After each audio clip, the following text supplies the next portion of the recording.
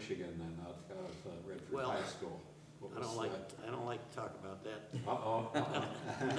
No problem, but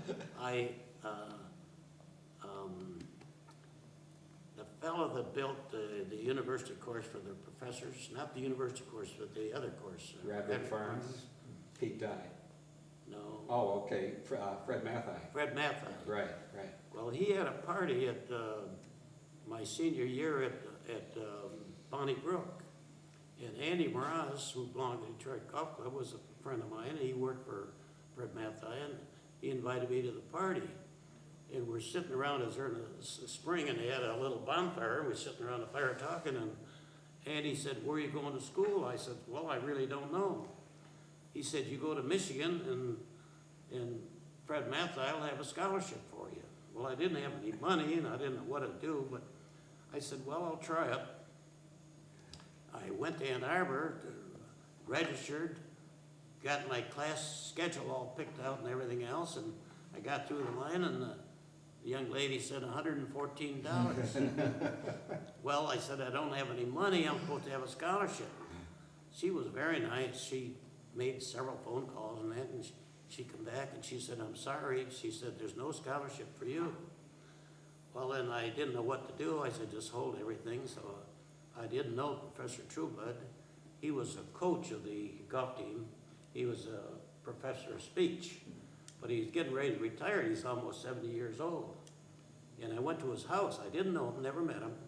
And he invited me in, and we sat down at the desk, and he said, "What brings you here?" And I told him what happened.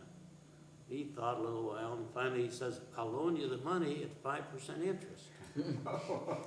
Well, I said, $114, and not much. I said, "Well, what's the difference? I might as well try it." So I borrowed the money and signed a slip for it and went back and paid my tuition. But early in the summer, I had played golf in Connecticut with Helen Hicks. You probably remember her, good player. And Mrs. Jean Austin, she was the Connecticut state champion. And she said, Mrs. Austin said to me, said, "Where are you going to school?" I said, "I don't know." She said, "Well, if you go to Michigan and you need a job," she said, "look up my brother." Her brother was president of the Psi U fraternity. So now I'm in school and I don't know what to do, so I go see him to get a job. No. Well, I got a job waiting on the table and doing the dishes for my meals, which was nice. I enjoyed it. It was a good deal. And I did odd jobs. Professor Trueblood gave me a job cutting his lawn and washing the windows. He had a 3-story lawn. A little different these days. But did you go to the University of Michigan to get a degree or to play golf? Or was it a little bit of both? I can't really tell you. Now, Bill's a former university president here, Well, so let's be careful. I'm not happy with the University of Michigan, to tell you the truth right now. So how long did you stay there for the whole career? Oh, yes, Yeah. I stayed there, but what happened is I bought football tickets when I got out of school, and I bought 12 season football tickets, and I'm very unhappy about it. Now they write me a letter, they want to take them away from me. I said, if they write me a letter and take them away, I'm going to get an attorney, and they're going to get some bad publicity. Okay, we'll be covering that on some other show.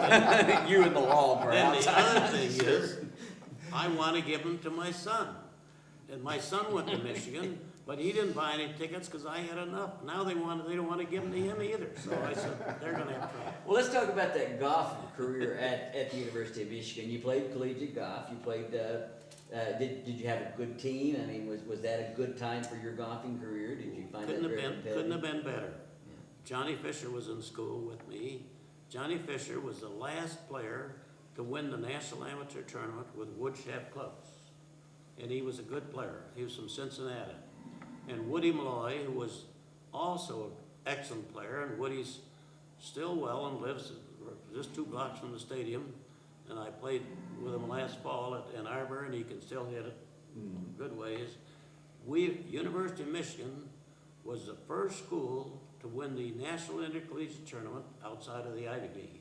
Okay. And we won the Big Ten every year, and we won the National Intercollegiate Tournament, I said, as one of the first teams.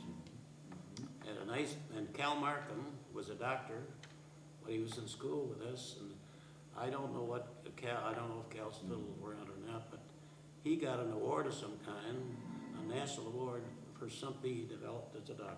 Okay. So you were still playing, in addition to collegiate golf, you were playing in amateur tournaments all during that time? Right. Okay. Well, I was kind of lucky in a way. I won't go through the whole story, but remember Marjorie Rowe? Sure, right. Good Well, player, she was a ran around. good golfer. She won the district championship, the state championship. Her father was an executive at Chrysler Corporation, and I got to know him, and he said, when you finish school, he said, you have a job at Chrysler. Well, fine and dandy. I went to work for Chrysler, and I worked for him for 3 years, and I was in export sales. And I won't go through the whole story, but they gave me an area in Spain and Italy, and at that time, they had sold one engine in my territory. And I wrote a letter translated to their language in Spain and Italy to sign up distributors. And in less than a year, we sold like 1,500 engines. And the boss came to me, he said, Chuck, we gotta cut everybody's salary. I said, Sal, you're not cutting my salary, I quit. Right now, give me notice. I said, I deserve a raise. Well, anyway, I was getting ready to go to Spain and Italy to see my distributors, but it never happened. And I'm just as happy about it because I found a much better deal. I became a manufacturer's agent for a company in New Bedford, Massachusetts, that made a special tool, cutting tool for the automotive industry. And they're out of business now, but if I were young enough today, I'd start that company again. They made the best tool on the market, bar none, and I knew all of them. But they're out of business now. But it was a nice deal. I represented another company. One of my high school teachers got me an account. Stan Diamond, he became superintendent of schools in Detroit, and I got along pretty good with him. He belonged to a course out at Brighton, and we used to play golf. And he got me an account that really was the best I ever had. And during the war, I had 3 friends that the government said, gonna put you in service unless you get in war work. I hired all 3 of them because I had an exemption, and they stayed out of service because of that.